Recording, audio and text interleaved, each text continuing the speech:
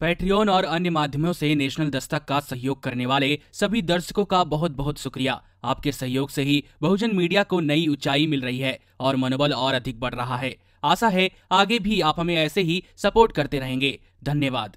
PM cares fund को लेकर कई सवाल उठाए गए। विपक्षी पार्टियों ने कहा कि जब पहले से ही पीएम रिलीफ फंड या प्रधानमंत्री राहत कोष मौजूद है तो फिर नए फंड की जरूरत क्यों आन पड़ी। आपको बता दें कि देश में कोरोना महामारी की शुरुआत में लोगों से चंदा लेने के लिए पीएम केयर्स फंड को बनाया गया था। पीएम केयर्स फंड में लोगों ने अपना सहयोग दिया। व्यापार जगत से जुड़े बड़े नामों के साथ साथ फिल्म जगत और खेल जगत से जुड़े लोगों ने भी इसमें बढ़ चढ़कर सहयोग किया। टाटा समूह से सर्वाधिक 1500 करोड़ की राशि पीएम केयर्स फंड में सहयोग किया गया।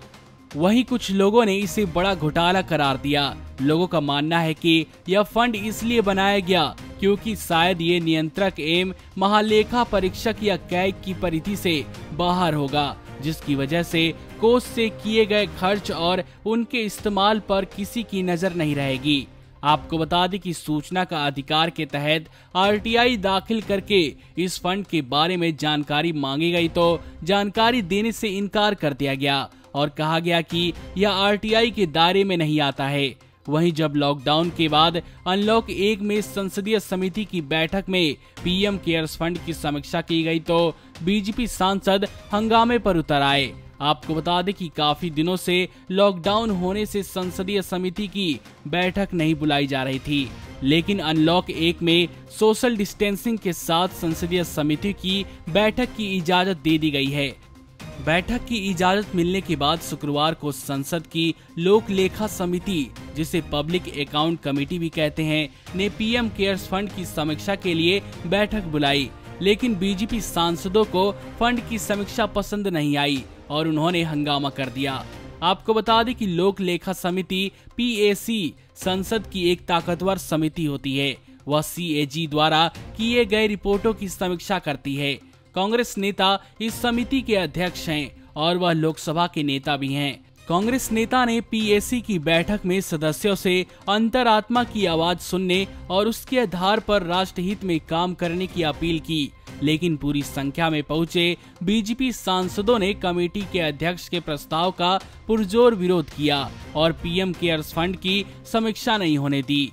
पीएसी में बीजेपी को बहुमत हासिल है तो पार्टी की तरफ से सीनियर लीडर भूपेंद्र यादव ने समीक्षा का पुरजोर विरोध किया और कहा कि जब संसद ने पीएम केयर्स फंड में पैसा नहीं दिया तो संसदीय समिति इसकी जांच क्यों करेगी। कमाल की बात यह है कि अगर किसी के पास बहुमत हासिल होता है तो उसे सही गलत नियम कानून की परवाह नहीं होती, सब कुछ एक साइड में रख दिया जाता है। इस प्रकार हम देख सकते हैं कि बीजेपी बहुमत का कितना फायदा उठाती है। यह कोई छोटी बात नहीं है। देशवासियों को इस पर गंभीरता से विचार करने की जरूरत है। नमस्कार। नेशनल दस्तक अपनी आर्थिक जरूरतों को पूरा करने के लिए अपनी ऑडियंस पर निर्भर है। बहुजन समाज से संबंधित मुद्दों को उठाने के कारण यूट्यूब की तरफ से नेशनल दस्तक की कई वीडियो पर एड्स नहीं दी जाती, जिसके कारण हमें आर्थिक समस्याओं का सामना करना पड़ रहा है। आपका एक छोटा सा कदम बहुजन मीडिया को बचा सकता है। आपके सहयोग और सहायता के कारण ही हमने अभी तक यह मुकाम हासिल किया है। नेशनल दस्तक को आप पैट्रियन के जरिए सपोर्ट कर सकते हैं। इसके साथ ही आप अन्य माध्यमों जैसे यूपीआई, गूगल पे, डेबिट कार्ड, वॉलेट, फोन पे आदि से भी हमारी मदद कर सकते हैं, जिसका लिंक वीडियो के नीचे डिस्क्रिप्शन में डाल दिया गया है। पैट्रियन पर आप हमें प्रतिमाह $2 यानी 140 रुपए प्रतिमाह से हमारे साथ जुड़ सकते हैं। दूसरे माध्यमों में राशि की कोई सीमा नहीं है। आपके सहयोग से ही बहुजन मीडिया को एक नई दिशा मिली है और इसे अभी एक नए मुकाम तक लेकर जाना बाकी है, जो आपके साथ के बिना संभव नहीं है। आपसे डायरेक्ट फंडिंग से हम आपके अधीन हो जाएंगे और एक स्वतंत्र मीडिया के तौर पर समाज की आवाज को बुलंद कर पाएंगे।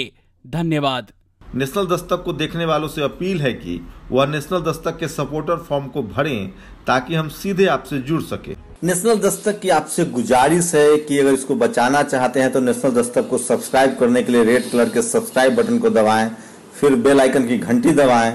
नेशनल दस्तक को बचाने के लिए बहुत जरूरी है कि हर खबर को शेयर करें, लाइक करें, कमेंट जरूर करें।